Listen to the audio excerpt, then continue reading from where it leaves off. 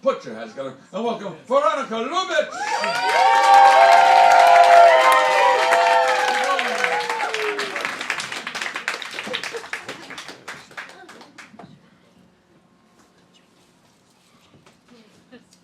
Good afternoon. My name is Veronika Lubitch and I'm an accountant from Germany. That's why being funny comes so naturally to me. Enough! This is not a laughing matter. I'm here on a serious mission to make German humor great again. I first came to this country as an exchange student during my junior year in high school, and at that point I had studied English for 5 years. But it was the Queen's English. It sounded like, "How do you do, old chap? Your teeth look a marvelous shade of urine today." "I'm doing splendid, my dear. Thank you ever so much for asking." I basically sounded like the cast of Downton Abbey with just a hint of Arnold Schwarzenegger. And I found out the hard way that the Queen's English is utterly useless when trying to decipher American slang. So to give you an example, my first day at my new high school in the US, this really cute guy walks up to me with a big smile and says, "Yo, what up?"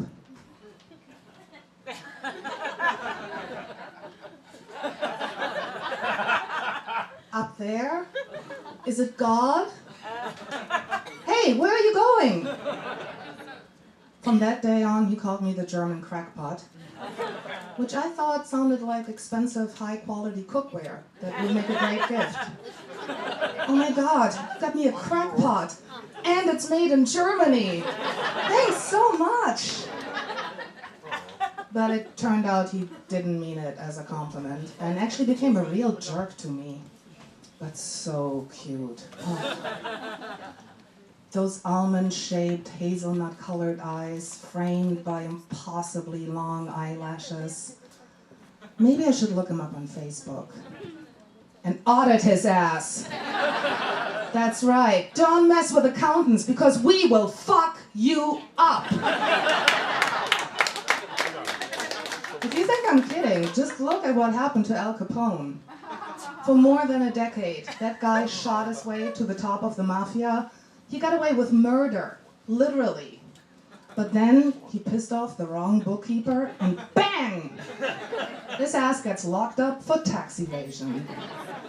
So this original OG has to trade in his luxury Chicago penthouse for a tiny cell in Alcatraz, where he dies miserably and alone of untreated syphilis, just because he disrespected my fellow bean counters. King Kong ain't got nothing on me!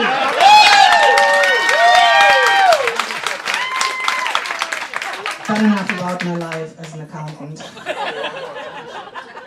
Getting back to God. I live in New York City now, where people take religion very seriously, especially when they own a car. Because twice a week, you have to move your car to make room for street cleaning or risk a $60 ticket. So twice a week, you circle the same 5 blocks over and over again with the Lord's Son by your side because, Jesus Christ, there are no parking spaces! But there are 25 religious holidays when parking rules are suspended. And on those blessed days, I let Jesus take the wheel and just stay home. Rejoice! Hallelujah, indeed!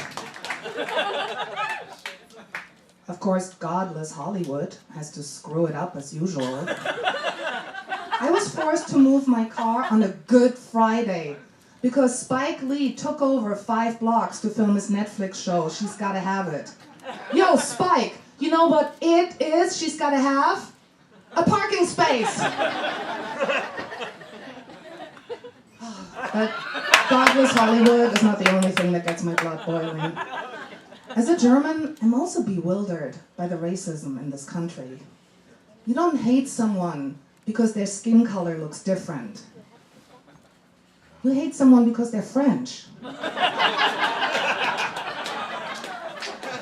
actually one area where I feel Americans could learn a lot from Europeans. How to hate and fight someone who looks just like you. It's easy. Just ask the slimy Brits or the backstabbing Italians.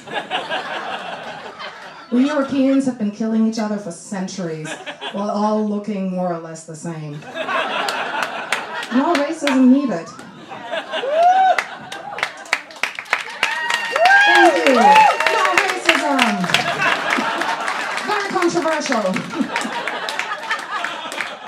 But I do feel that the racial turmoil in this country has increased. And if we look at what happened in Charleston last year, God, I was disgusted to see all these white men march the streets, chant, "The Jews will not replace us," while giving the Nazi salute. How dare they? That is cultural appropriation. My country's darkest chapter does not give you license for your shitty tiki torch parade. To a German, Nazi is the N-word. And there is no such thing as a good Nazi. Except maybe a grammar Nazi. I mean, who cares, right?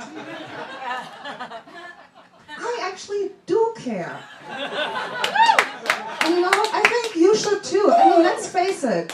Our culture is under attack by social media and its minions of emoticons. Instagram is Twitter is forcing us to use ridiculous abbreviations. So we are staying below the character limit. They are guilty AF.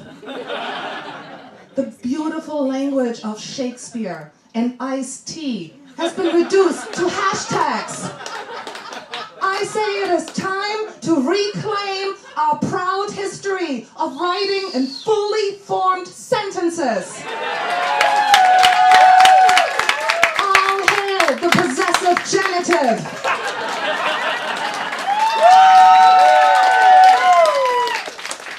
And this is my time. You guys, whose laughter I very much appreciate it. You're fantastic. Thank you so much.